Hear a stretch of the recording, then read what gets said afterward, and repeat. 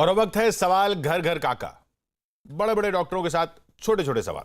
हमारे साथ आज मैक्स अस्पताल की senior director laboratory medicine doctor Poonam Das हैं और मैक्स अस्पताल के ही associate director internal medicine doctor Romel Tickoo हैं। डॉक्टर स्वागत है आपका।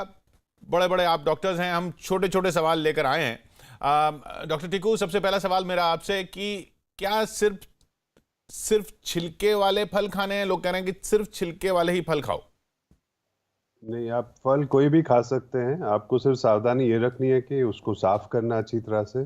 ठंडे पानी से भी अगर आप साफ करेंगे तो काफी है। अच्छा। और जो पैकेज आता है उसका आप ध्यान रखिए, उसको गार्बेज में डालने के बाद हाथ धो लीजिए। और जो फ्रूट्स वगैरह है उसको अच्छी तरह से धोइए, फ्रिज में रखिए और फिर से हाथ धोइए। ऐसा कुछ नहीं है, आप कोई भी फ्रूट खाइए, बट सफाई आपको रखनी है। ध्यान रखना है कि उसे धोना है बस। और फ्रूट कैसे साफ करना है?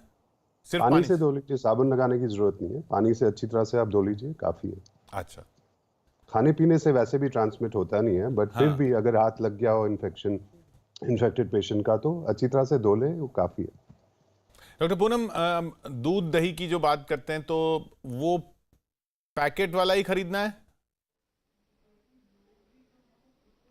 देखिए, पैकेट वाला में आज तक तो हम लोग पैकेट वाला ही यूज़ करते आ रहे हैं। जिन लोगों के पास डायरेक्ट आ रहा है वो भी ठीक है, पर द कॉन्सेप्ट इज़ कि आप जो भी चीज़ घर के अंदर ला रहे हैं, चाहे वो पैकेट वाला दूध है या पैकेट वाला दही है, उसको एक बार नलके में धो लें ताकि अगर उसमें कोई वायरस है वो धुल जाए। तो ऐसा नहीं है कि दूध के अंदर या दही के अंदर वायरस पाया जाएगा, ऐसा नहीं है। बट आप जो भी सामान बाजार से घर ला रहे हैं, पैकेट वाला नहीं, ऐसा है कि पैकेट वाला नहीं खरीदें, सीधा वाला लें जो खुला दूध मिलता है, वो बेटर है क्या इस वक्त? नहीं, अगर आप ऐसा कुछ नहीं है। आपको सिर्फ अगर पैकेट वाला इजीली अवेलेबल है, जो कि एटलीस्ट बड़े बड़े शहरों में, मेट्रोज में और सब जगह है, उसको आप लेके आएं और आप धो लें और आराम से यूज करें। जो भी चीज आपको अवेलेबल है आज के दिन में, अगर चॉइस है तो मतलब कुछ भी यूज कर सकते हैं दोनों में। हम ये कहना चाह रहे हैं एज डॉक्टर्स कि दूध या दही के अंदर से वायरस नहीं जाएगा। हाँ, जिस चीज में आप उस दूध या दही को ला रहे हैं उसको धो दीजिए। अच्छा, नहीं तो अगर दोनों अवेलेबल, जैसे दही खुली भी अवेलेबल है और पैकेट वाली भी अवेलेबल है, तो ऐसा कोई प्रेफरेंस नहीं है? मैं आपको एक बात बताना चाहूँगी। दो तीन चीज़ें होती हैं जिसमें बैक्टीरिया वगैरह भी बहुत मल्टीप्लाई कर जाते हैं बहुत जल्दी। और इंडियन सिनेरियो में, हमारे इंडियन घरों में, आप अगर कोरोना वायरस को भी ना लें, मैं ये नहीं कह रही हूँ कि वो दही या किसी चीज़ में मल्टीप्लाई करेगा, बट दही और सैलेड, जो कटा हुआ सैलेड होता है बाहर का या ओपन दही होता है, उसमें हमने देखा है एज लैब पीपल कि उसमें एटलीस्ट बैक्टीरिया जो है वो काफी मल्टीप्लाई कर जाते हैं। अच्छा। तो तभी हम लोगों को कहते हैं कि अगर आप सैलेड घर पे खाइए, क्योंकि वो अच्छा धुला हुआ होता है। और सैलेड कटा हुआ और दही जो है, ओपन दही जो है, गैदरिंग्स में या बाहर, ये अवॉइड ही करिए। तो अगर कोरोना वायरस नहीं है, कोई और बैक्टीरिया होगा, सपोज आपका कोई पेट खराब हो जाए, उससे आपकी इम्यूनिटी कम हो जाएगी तो कोई वायरस आ जाएगा। बट इंडियन सिनेरियो में ये है, हमने देखा है एज लैब पीपल की दही के प्रोडक्ट्स जो हैं, जैसे शादियों में होते हैं या कहीं बाहर आप जाते हैं, मिलते हैं आपको, या कटा हुआ सैलेड है, इसको आप अवॉइड करिए। ठीक। डॉक्टर टिक्कू, ये जनरल हेल्थ के लिए है, आपके लिए। जी जी जी। डॉक्टर टिक्कू, डेंटिस्ट, दांतों में दर्द, ये डेंटिस्ट के पास लोग जाते हैं, तो दांतों का इलाज करवा लें इस टाइम या वेट करें? अगर वेट नहीं कर सकते हो तो क्या करें? देखिए, अभी जो भी मेडिकल इमरजेंसीज हैं उन्हीं को अपना इलाज कराना चाहिए। जो चीज़ अभी पोस्टपोन हो सकती है, इमरजेंसी नहीं है, उसे हमें अभी अवॉइड ही करना चाहिए। क्योंकि अगर हम हॉस्पिटल्स, क्लिनिक्स में जाते हैं, वहाँ पर चांस है कि आपको इन्फेक्शन हो, कोई इन्फेक्टेड पेशेंट हो, तो वैसे ही घर से बाहर अभी नहीं निकलना है अनलेस कोई मेडिकल इमरजेंसी है। और रहा सवाल डेंटल प्रोसीजर्स का, उससे थोड़ा सा रिस्क होता है क्योंकि एरोसॉल्स जनरेट होते हैं। अच्छा। तो डेंटल प्रोसीजर्स तो तभी करने चाहिए एकदम इमरजेंसी हो। और यूजुअली डेंटल इमरजेंसीज उतनी होती नहीं है। कैविटी है, रूट कैनाल है, अभी कोई ज़रूरत नहीं। अगर आपको दर्द हो रहा है बहुत ज़्यादा तो आप पेन किलर ले सकते हैं डॉक्टर डेंटिस्ट से बात करने के बाद, या इन्फेक्शन है तो मे बी वो आपको एंटीबायोटिक्स वगैरह दें। क्योंकि देखिए, डेंटिस्ट और ये पल्मोनोलॉजिस्ट जो भी प्रोसीजर्स हम करते हैं ना, जैसे एरोसोल्स जनरेट होते हैं, उससे रिस्क बहुत ज़्यादा बढ़ जाता है। तो आगे जो जब लॉकडाउन खुलेगा और जब क्लिनिक्स वगैरह शुरू भी होंगे, तो उन्हें पीपीईज वगैरह, सैनिटाइजेशन, सारा क्लिनिक का सामान रखना, there is a guideline for that जो फॉलो करनी होगी। Maybe government will tell us कि क्या करना होगा, कैसे अपने आप को बचाना होगा और मरीजों को भी बचाना होगा। मे बी कोई टेस्ट की गाइडलाइंस आ जाए कि उनको टेस्ट करना होगा, तभी उनका प्रोसीजर किया जाए।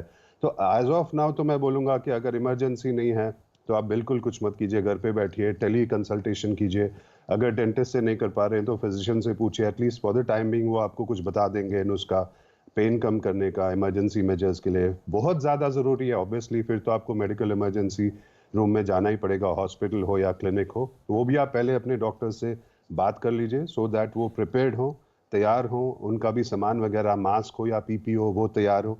अकॉर्डिंगली वो आपको हैंडल करेंगे। But generally as of now hospitals, clinics मत जाइए अगर आपको कोई मेजर इमरजेंसी नहीं है।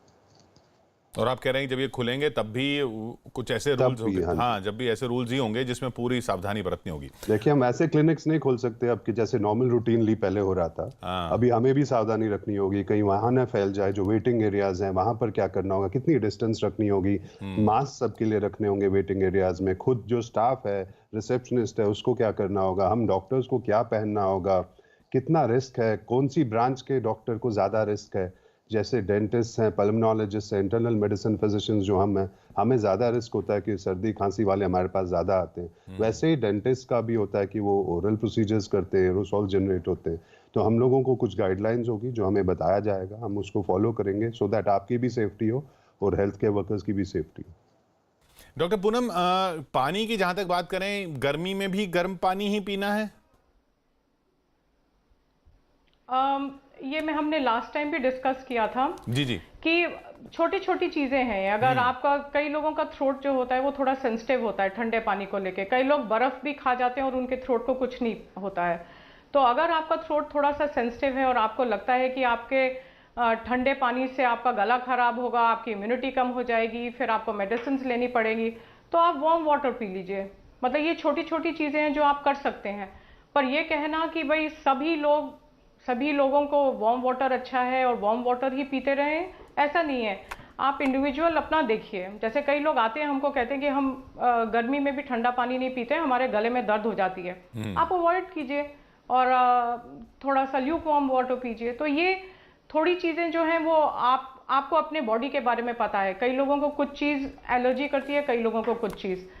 तो जो आपको लगता है कि आपकी बॉडी के लिए ठीक नहीं है, गले के लिए ठीक नहीं है, उसको अवॉइड करिए। उसकी जगह mild Luke warm water P लीजिए। तो बहुत आप आसानी से कर सकते हैं। पर the point is that you should know your body well. हर व्यक्ति की बॉडी अलग है, हर व्यक्ति के एलर्जीज अलग है। हर व्यक्ति को पता रहता है कि मुझे ये चीज़ सूट करती है, ये चीज़ नहीं सूट करती। अगर आपको कुछ चीज़ नहीं सूट करती तो उसको अवॉइड करिए। उसमें आपका हेल्थ भी ठीक रहेगी, इम्यूनिटी भी ठीक रहेगी। जी जी जी, यही कॉन्सेप्ट है बस। डॉक्टर टिक्कू, बच्चों की जहां तक बात करें तो वो जंक फूड तो वो वाला तो नहीं मिल रहा, बर्गर्स वगैरह, लेकिन ये चिप्स, चॉकलेट्स, ये भी अवॉइड करने हैं बच्चों को देने? हाँ जी, जितना हो सके अवॉइड ही करना चाहिए, क्योंकि जंक फूड एम्प्टी कैलोरीज होती हैं, उससे वेट बढ़ जाता है। वैसे भी आजकल हम बाहर घूमने रहे हैं, बच्चे भी ज़्यादा स्पोर्ट्स वगैरह में पार्ट नहीं ले रहे हैं, अंदर ही रुक रहे हैं, अंदर ही कोई स्पोर्ट्स खेल रहे हैं या जो भी इंडोर गेम्स है वो नहीं, मतलब इससे कोई खतरा तो, वैसा वाला खतरा तो नहीं है? नहीं, खतरा तो नहीं है ऐसा, बट जनरली क्योंकि आप अंदर ही हो, एक्टिविटीज कम है, वजन वैसे बढ़ने का चांस है, और बच्चों में वजन नहीं बढ़ना चाहिए वैसे भी, और स्पोर्ट्स कम कर रहे हैं, और ये कैलोरीज में कोई न्यूट्रिशन ज़्यादा होता नहीं, ऐसी चीज़ों में ज़्यादा फैट और कार्ब्स ही होते हैं, तो वजन बढ़ जाएगा और वही प्रॉब्लम है, और अदरवाइज तो कुछ नहीं है। खा सकते हैं थोड़ा बहुत बीच बीच में, बट ऐसा ज़्यादा सेवन इन चीज़ों का नहीं करना है। ये बात बार बार आ रही है कि भाई लिफ्ट के इस्तेमाल का क्या करें? लिफ्ट का इस्तेमाल बंद कर दें, तो लिफ्ट में छूना पड़ता है बटन वगैरह को, और दूसरा फिर वो एक एक्सरसाइज नहीं हो रही है तो वो एक कोशिश करें कि लिफ्ट में ना जाएं। इसका कोरोना से क्या रिलेशन है? हाँ, तो इसका कोरोना से वही रिलेशन है जो कि आपके दरवाजों के हैंडल्स का है या आपके टेबल का है या कहीं है। ये अच्छा मौका है कि अगर आप तंदुरुस्त हैं और आप सीढ़ियाँ ले सकते हैं तो अपने आदत बनाइए और आप सीढ़ी लेके ऊपर जाइए। अब हम लोग पहले भी ये डिस्कस कर चुके हैं कि कोरोना वायरस का ये जो वायरस है ये ड्रॉपलेट्स में रहता है। तो कोई इन्फेक्टेड व्यक्ति होगा, उसके ड्रॉपलेट से कहीं भी जा सकते हैं ड्रॉपलेट्स। तो वो कहीं हैंडल्स में हो सकते हैं, आपके एलिवेटर्स के बाहर जो बटन्स हैं उसमें हो सकते हैं, अंदर जाएंगे आप, एलिवेटर बंद होगा, आप 3rd या 4th फ्लोर दबाएंगे, उसमें हो सकता है। तो ये जनरल चीज़ है। बट आई थिंक ये एक बहुत अच्छा टाइम है कि बच्चे स्पेशली और यंग लोग जितना सीढ़ी चढ़ सकें अपनी आदत डालिए और सीढ़ी चढ़िए। एलिवेटर्स आप सीनियर सिटीजन्स के लिए रहने दीजिए, या वो लोग जो नहीं सीढ़ी में जा सकते हैं उनके रहिए। बट अदरवाइज हेल्दी है। वैसे भी आपको एक्सरसाइज तो करनी रहे अनलेस अनटिल आपके घर में जिम हो। तो ये भी आसान तरीका है, आप एरोबिक एक्सरसाइज करें। आप 4th या 5th फ्लोर पे पैदल जा रहे हैं आप, दैट्स अ गुड। जैसे रोमिल कह रहे हैं कि आजकल एक्सरसाइज नहीं हो रही क्योंकि सब घर पे हैं। तो ये तो एक अच्छी एक्सरसाइज भी है। ऑल्सो वो जो सरफेस होगा, आपको पता नहीं किसने छुआ है किसने नहीं छुआ है, ड्रॉपलेट है या नहीं है, आप अवॉइड करिए। मैं आजकल हर एलिवेटर अवॉइड कर रही हूँ। तो ये एक पर्सनल ओपिनियन है, बट अच्छा है। It's a way of doing an aerobic exercise. अगर आप कर सकते हैं तो आपको अभी नहीं हमेशा करना होगा। आप आदत डालिए। हाँ, तो कई चीज़ों की आदत डालनी होगी, ऐसा लग रहा है ज़माना वही आ गया है। डॉक्टर टिक्कू, अब सबसे ख़तरनाक जो बात आ रही है वो आ रही है एसिम्टोमेटिक। भाई लक्षण, आप सब डॉक्टर्स ने बताया कि भाई खांसी हो, बुखार हो, गले में हो कुछ, तो आप टेस्ट कराइए या आपको थोड़ा सा जाना चाहिए डॉक्टर के पास। अब ये जो लक्षण नहीं है तो भी क्या कोरोना टेस्ट करवाना है? क्योंकि तो सरकार भी कह रही है कि 80% पेशेंट ऐसे हैं जिनमें लक्षण ही नहीं थे। देखिए, सबका टेस्ट तो हो नहीं सकता है, और वैसे भी जो आईसीएमआर की गाइडलाइंस है वहाँ एसिम्टोमेटिक पेशेंट्स का टेस्ट तो होगा ही नहीं। जो एसिम्टोमेटिक टेस्ट हो रहे हैं अभी, जो पॉजिटिव जो हमें पता चल रहा है, ये कॉन्टैक्ट्स हैं, या तो ट्रैवल हिस्ट्री है या कोई पॉजिटिव केस के कॉन्टैक्ट में, तो इसलिए उनका टेस्ट किया गया और इंसिडेंटली उनको पता चला कि ये सारे एसिम्टो, जैसे 186 लोग परसों थे जो पॉजिटिव पाए गए हैं। देखिए, एसिम्टोमेटिक होने का मतलब है कि कोई लक्षण नहीं है बीमारी का। हाँ। ना फीवर है, ना खांसी है, ना सांस फूल रहा है। अब कैसे पता चले? ये तो साइलेंट स्प्रेडर्स होते हैं। ये वो पॉपुलेशन है जो फैलाती रह जाएगी डिजीज। अब उसके फायदे भी हैं और नुकसान भी हैं। अब आप पूछेंगे कि क्या फायदा हो सकता है बीमारी फैलने से, क्योंकि माइल्ड डिजीज है। अगर 80% माइल्ड है या एसिम्टोमेटिक है, दैट मींस 80% पॉपुलेशन को तो कुछ भी नहीं होगा, होगी नहीं कोई प्रॉब्लम, कॉम्प्लिकेशन नहीं होगी। अब वो किनको होगी कॉम्प्लिकेशन? जो 60 एंड अबव हैं। वो 20% जो बचे हुए हैं जिनको क्रॉनिक मेडिकल प्रॉब्लम्स है, डायबिटीज है, हार्ट डिजीज है, किडनी फेलियर है, लिवर प्रॉब्लम्स हैं, कैंसर पेशेंट्स है, उनमें होगी। सो उन पे हमें ज्यादा ध्यान देना होगा। इस सब से हमें ये समझ आ रहा है कि अगर 80% माइल्ड है और मेजॉरिटी केसेस हैं 60 के से कम, तो ठीक है, वो तो ठीक हो रहे हैं। तो एल्डरली में ध्यान दीजिए, उनकी गाइडलाइंस अलग होनी चाहिए, ज्यादा स्ट्रिक्ट होनी चाहिए। तो रहा सवाल, और इससे हर्ड इम्यूनिटी भी हो जाएगी। अब जो हर्ड इम्यूनिटी ब्रिटेन में पहले सवाल उठा था कि होने दो, जितने लोगों को हो रहा है धीरे धीरे सब इम्यून हो जाएंगे। अब वो उस टाइम पे शायद नहीं था सही बोलना, क्योंकि कई ज्यादा जाने जा सकती हैं, आगे जाके वैक्सीन आएगी तो maybe will be able to prevent it. मगर एज ऑफ नाउ अगर बहुत ज्यादा लोगों को हो गया है तो एक फायदा ये है कि हर्ड इम्यूनिटी हो जाएगी, विदाउट सिम्टम्स उनको इम्यूनिटी हो रही है। ये फायदा है। नुकसान यही है कि जो एसिम्टोमेटिक पेशेंट्स फैलाते जाएंगे, उनमें से जो एल्डरली या हाई रिस्क हैं, अगर उन्हें हुआ तो उनमें कॉम्प्लिकेशंस हो सकती है। शॉर्ट इसका ये एक रक्स है कि जो एल्डरली है उन्हें हमें एकदम अलग रखना है, दूर रखना है, उनकी डबल ज्यादा मेजर्स लेने हैं, स्ट्रिंजेंट रहना है, लॉकडाउन के बाद भी उनके साथ स्ट्रिंजेंट रहना है, फैमिली मेंबर्स को भी उनसे दूर रहना है, मास्क लगाना है, हाथ धोना है। क्योंकि अगर हम ये मान लेते हैं कि एसिम्टोमेटिक पेशेंट्स बहुत ज्यादा हैं, 80% है कम्युनिटी में, तो हम लोग को, सब यंग लोगों को 50 से कम जो हो गया, हम ठीक भी हो जाएंगे। मे भी कुछ लोगों को प्रॉब्लम्स होंगी, बट हॉस्पिटल्स हैं, डॉक्टर्स हैं, हम ठीक हो जाएंगे, बट कॉम्प्लिकेशंस या मोर्टेलिटी उतनी नहीं होगी। तो एल्डरली, इस टाइम पे फोकस एल्डरली में होना चाहिए। अगर आप एसिम्टोमेटिक की बात कर रहे हो, so focus should be to prevent the 60 and above age group, vulnerable age group जिन्हें मेडिकल प्रॉब्लम्स हैं। फायदे भी हैं एसिम्टोमेटिक होने के, जैसे मैं बता रहा हूँ, आगे जाके हर्ड इम्यूनिटी में फायदा होगा। और उसका ये मतलब है कि ज्यादा बीमारी खतरनाक है नहीं अगर 80% में एसिम्टोमेटिक है। माइल्ड टू मॉडरेट जो ये हैं 80% ठीक है, बट सीवियर जो है 20% जिनमें आईसीयू केयर, वेंटिलेशन वगैरह होगी, उन पे ध्यान देना चाहिए। सो ये है क्रक्स इसका, एसिम्टोमेटिक जी। तो डॉक्टर पूनम, मैं आपसे भी इस पर राय जानना चाहूँगा। जो डॉक्टर टिक्कू कह रहे हैं कि इसका मतलब ये है कि सबसे ज़्यादा इम्पॉर्टेंट ये है कि इम्यूनिटी बढ़ाई जाए, क्योंकि अगर लक्षण नहीं हैं और तब भी आप कोरोना आपको हो सकता है, हल्का हो सकता है, आप उसके कैरियर हो सकते हैं, लेकिन अगर आपकी इम्यूनिटी है तो आप आपको कुछ नहीं होने वाला, आपको पता भी नहीं चलने वाला शायद। और आप हो सकता है खतरा उन लोगों के लिए हो जिनको इम्यूनिटी नहीं है। तो एक तो वो, तो जैसे डॉक्टर टिक्कू ने कहा कि जिनकी उम्र ज्यादा है उनमें इम्यूनिटी कम होने के चांसेस रहते हैं, और बाकी जो हैं उनको अपनी इम्यूनिटी वैसे भी बढ़ानी चाहिए। जी जी, मतलब वो तो एक्चुअली इम्यूनिटी हर चीज के लिए है, सिर्फ कोरोना वायरस के लिए ही नहीं है। मतलब आप हर चीज वो करें जिससे आप हेल्दी रहें। हेल्दी का मतलब है आप इम्यून है, मतलब आपको जितने इन्फेक्शन हैं वो जल्दी नहीं लग सकते। तो आपकी अगर इम्यूनिटी कम है तो वो ऑब्वियसली कोई भी इन्फेक्शन हो सकता है, कि सिर्फ कोरोना ही नहीं है, कोई भी इन्फेक्शन हो सकता है जी। तो आप इम्यूनिटी कैसे बढ़ा सकते हैं? आप हेल्दी रहिए, हेल्दी खाइए, एलिवेटर ना लीजिए, ऊपर से नीचे तक एटलीस्ट स्टेयर्स लीजिए, जंक फूड ना खाएं। अगर आपको कोमॉर्बिडिटीज़ हैं जैसे हाइपरटेंशन है, डायबिटीज़ है, आप अपनी दवाई अच्छी तरह लें, अपने आप को तंदुरुस्त रखिए, वही इम्यूनिटी है। ऐसे कोई मैजिक पिल नहीं है कि आप खाएंगे और इम्यूनिटी बेटर हो जाएगी। जितनी भी ये हेल्दी चीज़ें हैं, इवन आफ्टर अगर आपका ये कोरोना का एपिसोड ख़त्म भी हो जाता है तब भी आप एक्सरसाइज करते हैं, आप वेट अपना ठीक रखते हैं, आप अपनी दवाइयाँ ठीक रहते हैं, इस हेल्दी, इन लेमैन्स टर्म्स हेल्दी रहना का मतलब इम्यूनिटी है। ऐसा कुछ चीज़ मैजिक पिल है नहीं। तो आप अपने आप को हेल्दी रखिए, आप हर चीज़ वो करिए जिससे आपकी हेल्थ मेंटेन रहे, एंड दैट ऑल्सो इंक्लूड्स कि अगर आपको कोई कोमॉर्बिडिटी है उसकी दवा भी आप सही तरह से लें। जी, तो डॉक्टर, इसी चीज़ को इम्यूनिटी कहते हैं। और डॉक्टर टिक्कू, इसके साथ ये अपने हेल्दी रखने के अलावा अब ये लोग ये भी धीरे धीरे सीखते जा रहे हैं कि साफ सफाई, तो ये जूते चप्पल भी सैनिटाइज करने हैं डॉक्टर टिक्कू? नहीं, जूते चप्पल कितना आप सैनिटाइज कर लोगे? हाँ, अगर चप्पल है तो आप पैर धो लीजिए घर में जाने से पहले, और जितना हो सके आप बाहर ही रखिए जूते, घरों के अंदर जूते मत ले जाइए। मेरी तो ये पर्सनली मेरा मानना है पहले से ही कि घरों में जूते वैसे भी नहीं जाने चाहिए, घर को साफ रखना चाहिए। चप्पल आप धो लेंगे, जूते तो धो नहीं सकते, आप जूते बाहर ही रखिए। क्योंकि जो स्टडीज हुई हैं हॉस्पिटल्स में अभी रिसेंटली कोविड रिलेटेड, उसमें पता चला है कि जूतों में है इन्फेक्शन, कैरी करता है भाई। अब उससे कितने लोगों को इन्फेक्शन होता है वो मुश्किल है बताना, और वो भी उसकी पॉसिबिलिटी बहुत रिमोट है। बट हाँ, जूता तो है ही गंदा। आप देखिए हर जगह जूता सड़क पे होता है, या इन्फेक्ट थूका होगा कोई, कुछ इन्फेक्शन हो तो वो इन्फेक्ट हो सकता है। तो जूतों को आप धो मत लीजिए, बाहर ही रख लीजिए, घर के अंदर मत घुसाइए। चप्पल जो है वो आप धो सकते हैं, हाथ पैर धोने ही होते हैं, उसके साथ चप्पल भी धो लीजिए। बट हाँ, जूते गंदे होते ही हैं यूजुअली, तो उनको वैसे भी घर के अंदर नहीं घुसाना चाहिए। वो वैसे भी एक हाइजीनिक चीज़ नहीं है करने के लिए। और आजकल के तो बिल्कुल ही मैं बोलूँगा कि जूतों को आप घर के बाहर रख लीजिए, अंदर ही ले लीजिए।